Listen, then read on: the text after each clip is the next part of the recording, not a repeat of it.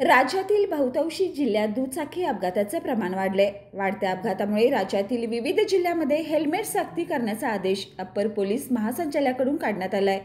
अशा आशयाचं पत्रक सोशल मीडियावर व्हायरल झालंय. यामध्ये राज्यातील विविध जिल्ह्यासह कोल्हापूरचाही समावेश आहे. या पत्रानुसार कोल्हापुरात येत्या 2 डिसेंबरपासून हेल्मेट सक्ती करण्यात येणार असल्याचा मेसेज व्हायरल झालाय.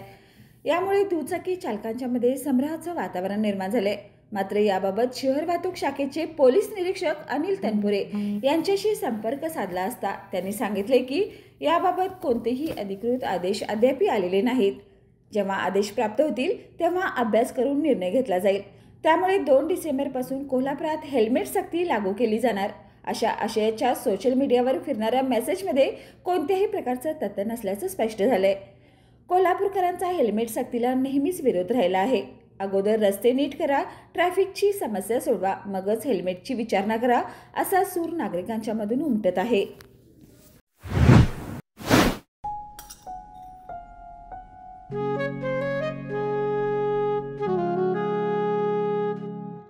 बाबा, आज येताना बासुंदी घेऊन या ना. अगं, कालच आपण आईचा वाढदिवस होता म्हणून आणली होती ना. ऐकलं, गोकुळची बासुंदी पुन्हा खावीशी वाटतेय. खरं सांगू, मलाही खावीशी वाटतेय.